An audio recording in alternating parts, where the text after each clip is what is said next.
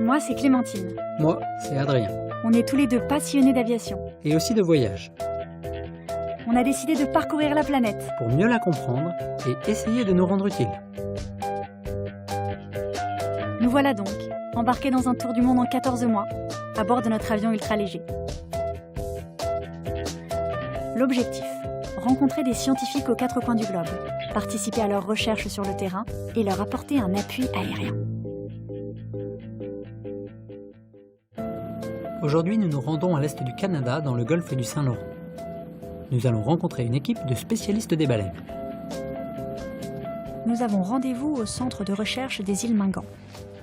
Dans ce laboratoire dédié à l'étude des mammifères marins, nous retrouvons la biologiste Sophie Comtois. On vient d'arriver. Pourquoi est-ce que vous nous avez demandé de venir ?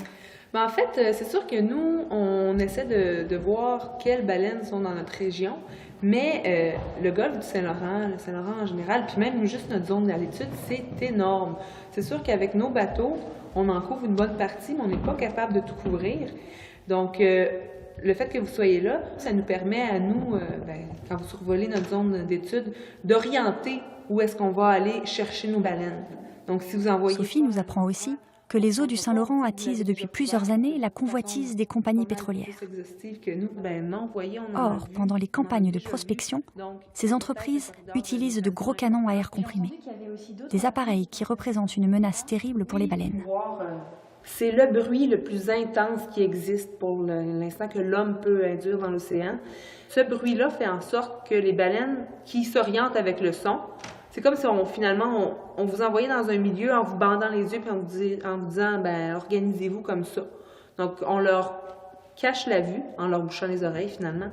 Puis on sait que ça peut être problématique pour l'alimentation, pour la séparation du jeune et de la mère parce qu'ils peuvent se perdre.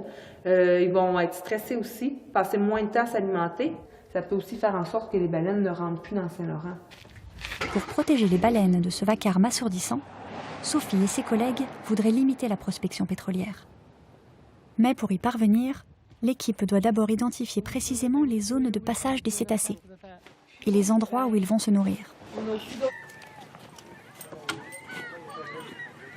Nous n'avons qu'une envie, partir sur le terrain avec eux pour les aider. Moi, je vais accompagner Sophie et son équipe sur le bateau. Adrien, lui, va survoler la zone avec un autre biologiste. Ils vont tenter de repérer les baleines et de nous guider depuis le ciel.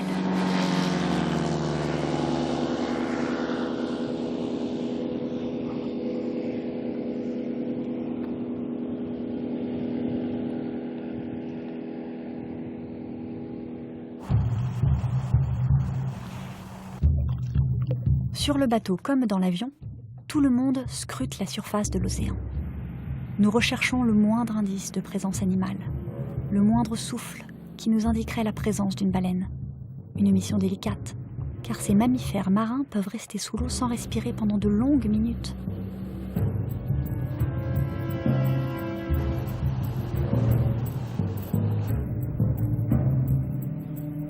Soudain, Adrien aperçoit enfin un groupe de cétacés. Ils nous communiquent leur position et nous nous élançons à leur rencontre. Oui, c'est un rorqual commun qui ont tagué. Non. Je tremble presque d'excitation. Dans quelques instants, je vais pouvoir admirer de près des baleines, pour la première fois.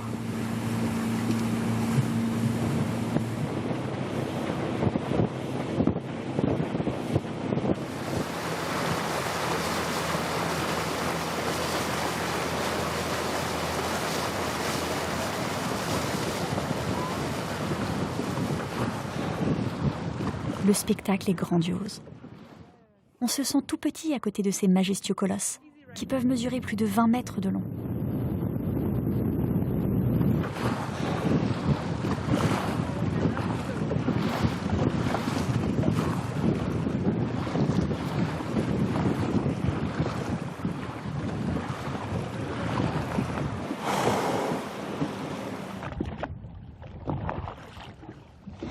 Chaque été, plus de 10 espèces de baleines viennent se nourrir dans les eaux du Saint-Laurent, particulièrement riches en krill et en petits poissons. vois. Ah, plonge! Armée de son appareil photo, Sophie prend des clichés de chaque animal que l'on aperçoit. Son but ? Les identifier un à un, grâce à leur nageoire caudale.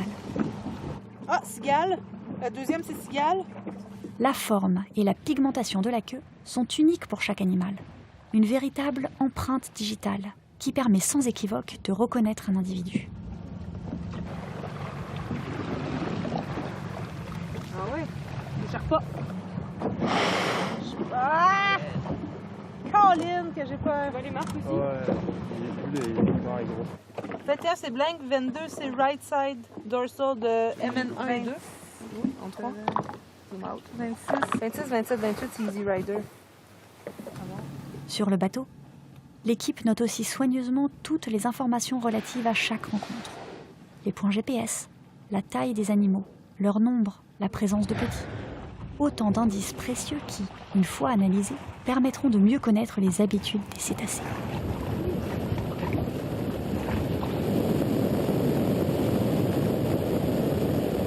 Adrien aperçoit maintenant de longues traînées oranges à la surface de l'eau. Nous nous précipitons vers l'endroit indiqué et je découvre alors que cette matière en suspension n'est autre que de l'excrément de baleine. Les chercheurs sont ravis de pouvoir faire de tels prélèvements. Car d'habitude, les déjections sont très difficiles à repérer depuis le bateau.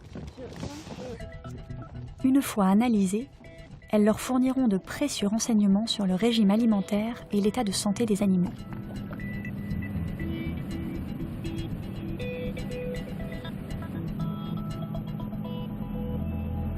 Après avoir passé une bonne partie de la journée en mer, nous rentrons à la station de recherche.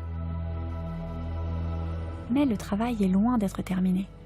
Toutes les données recueillies doivent maintenant être consignées dans un cahier, puis entrer dans une base de données informatique. Depuis la fondation du centre de recherche il y a 30 ans, plus de 800 individus de différentes espèces ont ainsi été répertoriés. Et certains habitués ont même hérité d'un surnom. Technique utilisée. On le voit sur les deux photos, celle qu'on a prises ensemble, puis celle-ci qui a été prise l'année passée.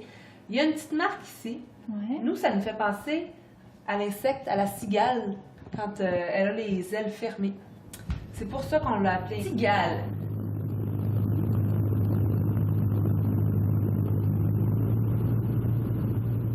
Comme cigale, de nombreuses baleines migratrices reviennent ici chaque été. Peu à peu, les informations recueillies permettront aux chercheurs de mieux connaître ces placides mammifères marins et donc de mieux les protéger.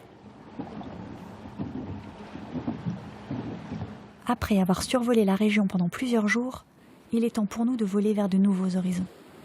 En quittant Sophie et son équipe, nous espérons que les baleines continueront encore longtemps d'arpenter les eaux froides du golfe du Saint-Laurent.